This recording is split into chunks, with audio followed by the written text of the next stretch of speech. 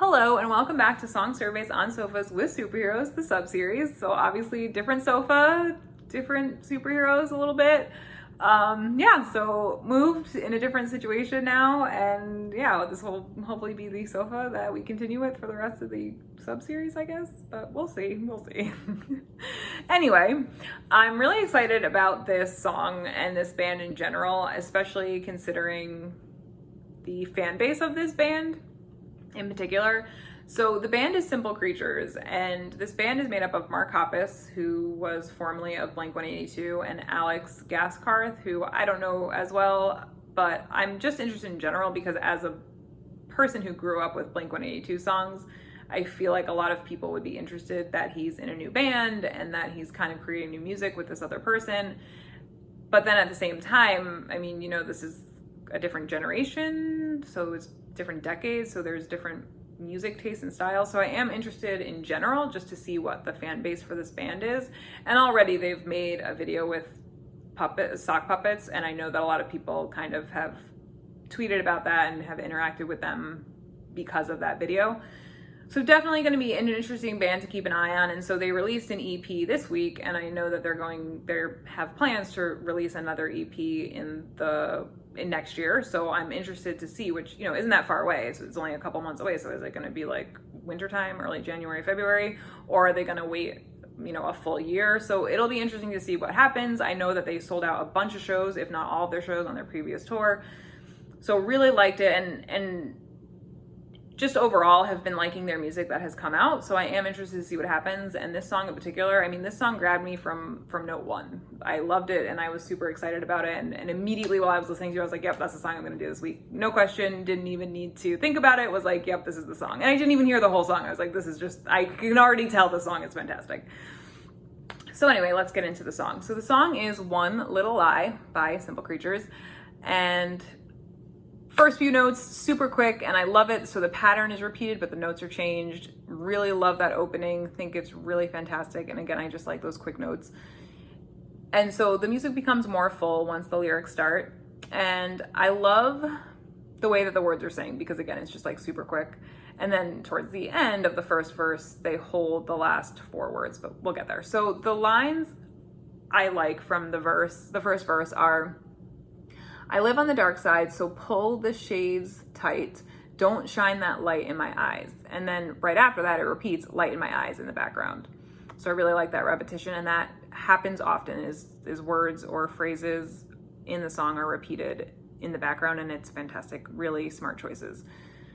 So what I love about those first two lines are I kind of like the idea of living on this dark side versus this light side. And so in my head, the singer or this person is living on the dark side, gets somehow brought onto the light side because of the person that they're with, and realizes like, I actually can't deal with this. So you're gonna need to close the shades because this is just too much brightness, too much lightness. And then in my head, again, once this person kind of closes the shades for the singer, you get this, like, don't shine that light in my eyes. So I feel like even just the brightness of that person having lived in this bright world for so long, or this bright side for so long, is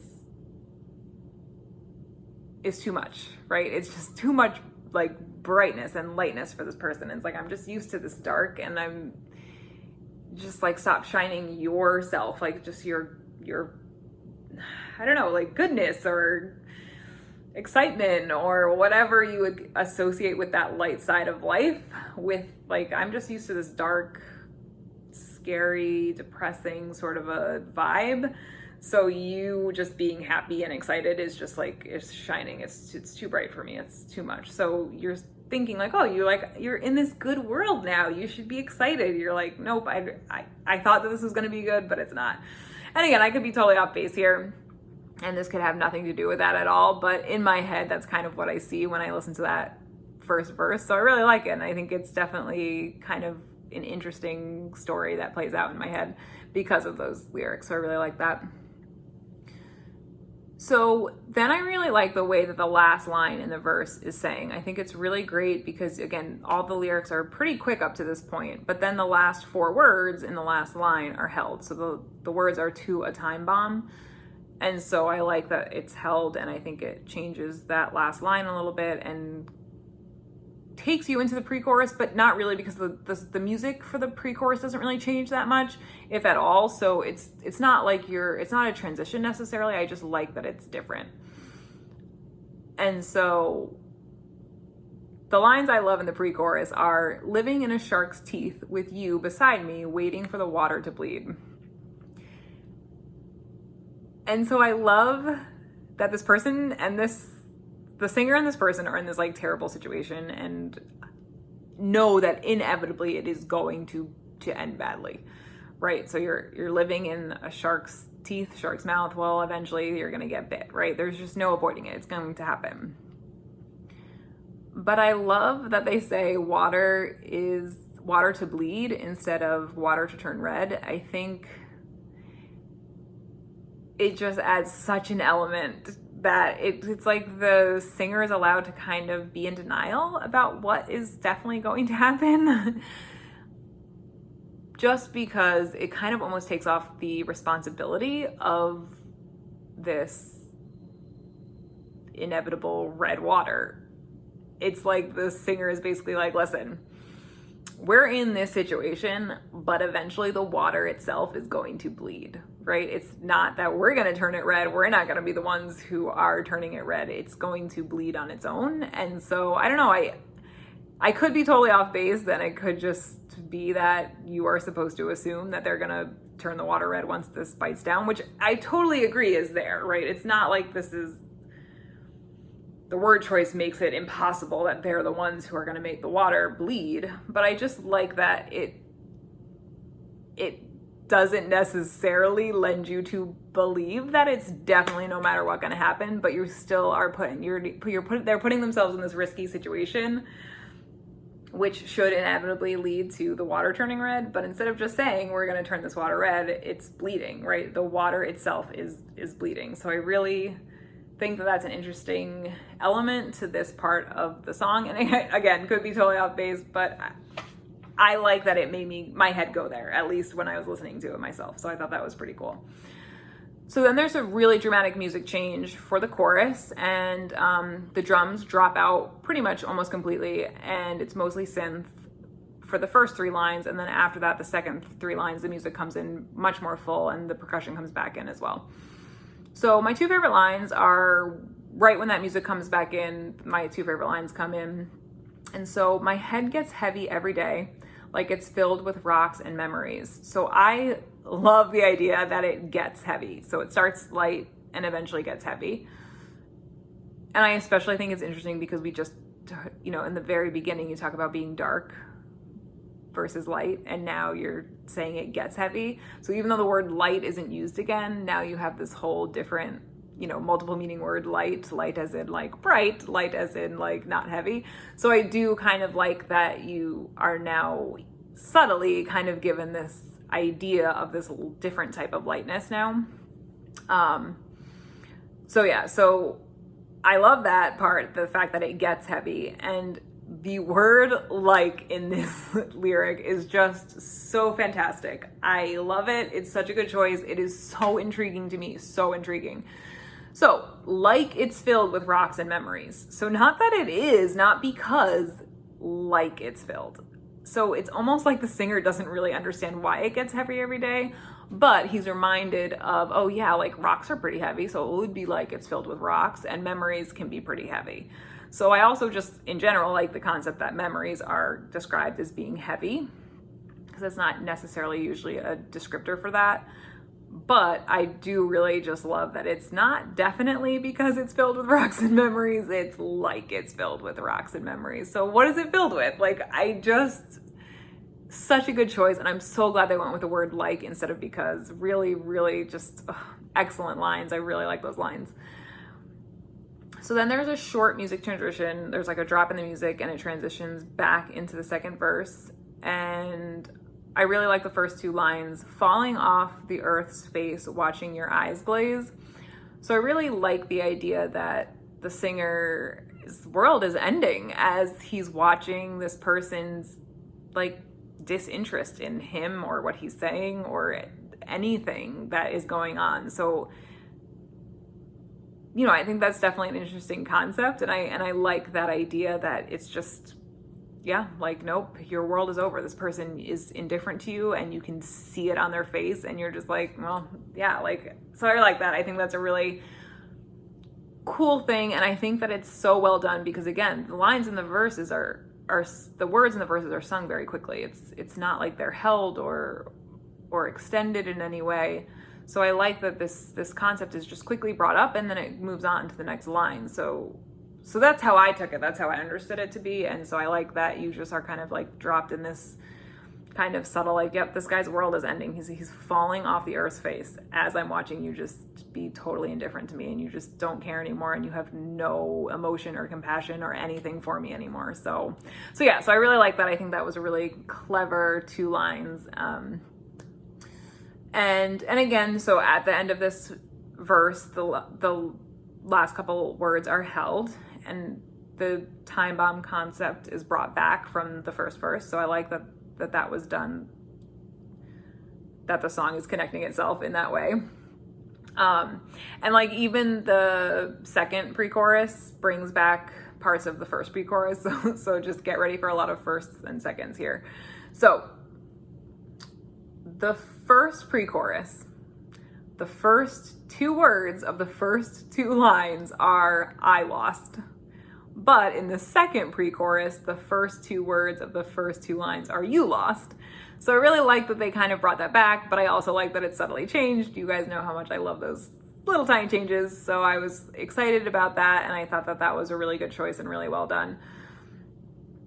But I really like the last 2 lines, again, are the exact same. So living in a shark's teeth are the same, except for, so this is the part that I love in the second pre-chorus, is that last line when they talk about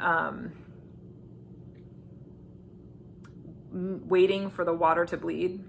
Music totally drops. There is no music. It is a fantastic choice. I love it. It is so good, and it's just, so you get the subtle difference of "I lost" versus "you lost," and then the lyrics afterwards are different as well in those first 2 lines. Then you get the same exact line in the second pre-chorus that was in the first pre-chorus, but you get this musical change, which I love, and it's just so good, and it's great, and it's awesome, and that was a really smart choice. I really like that.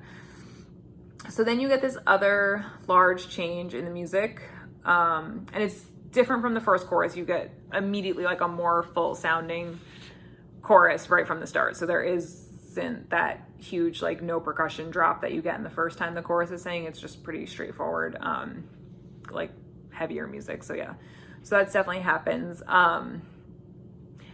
And after that chorus, there's a huge shift in the music for the start of the bridge. It drops, and this part is where the repetition of words and lines like comes in huge, and it's fantastic, and I love it, and it's just such smart choices, so well done, especially because, again, there are a lot of like smaller repetitions throughout the song, but then you get this bridge which is pretty much just straight up repetition, and it's great. So there's only 2 lines, and so the bridge is everything, opposite, back and forth, born to quit.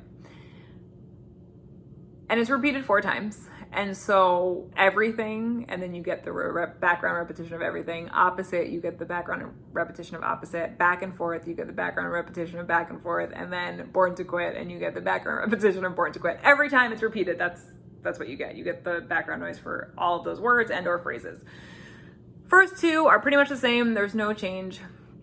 For the third one, repetition, the music definitely builds and is more full sounding. And then that 4th one comes, and it is just so good, so fantastic. I love the changes, so good. So for the 4th one, they only say everything opposite. So everything opposite, just like the 3rd one is, with that more full sounding music behind it, and then you just get the everything with that repetition of everything, opposite with that repetition of opposite. But then it does not go into that next line with back and forth and born to quit. Instead, it goes back to repeat everything opposite. But this time, the everything is held longer, and it's saying at a higher pitch. And the opposite is the same. So it's held longer and saying at a higher pitch. And it is just such a great choice. so good. Really, really like the end of that bridge, especially because it's a lot of repetition and it just makes such a difference. That subtle change is so fantastic.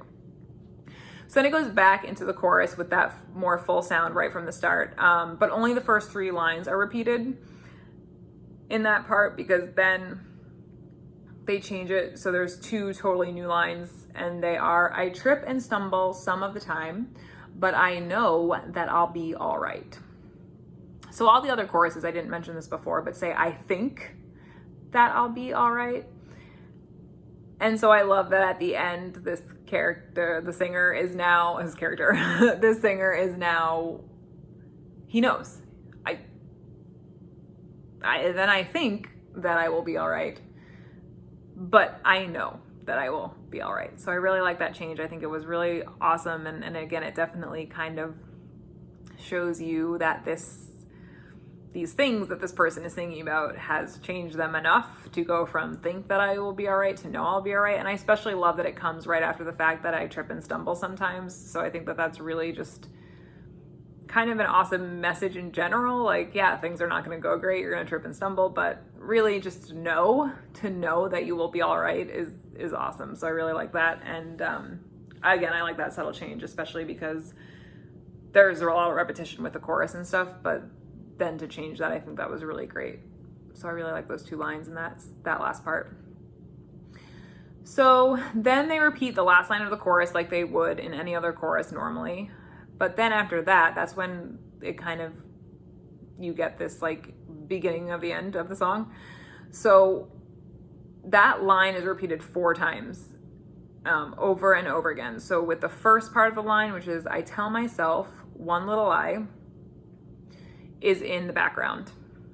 And then in the foreground, after that, the end of the pain don't faze me is saying in the foreground. So just that line after it's saying normally is repeated 4 times.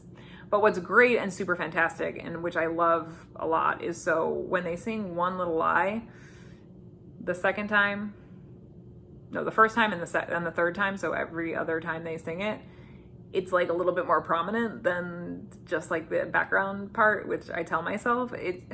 It's so good, and that choice was so fantastic. And yeah, the differences that were like mixed into this repetition of just that one line 4 times is so fantastic. Really, really awesome. So yeah, really loved that part, and I think that it was such a great way to end it. And then the music drops and the song ends. So yeah, really excited about this song. Super like obsessed with it in general. Love the music part, love the lyrics, love the repetition and the subtle repetitions. Really love that background repetition. So let me know what you think. Have you heard the song? Are you excited about this band? Have you never heard this band? Comment, please let me know. Like, subscribe, and I will see you guys next week with an old school song. Bye.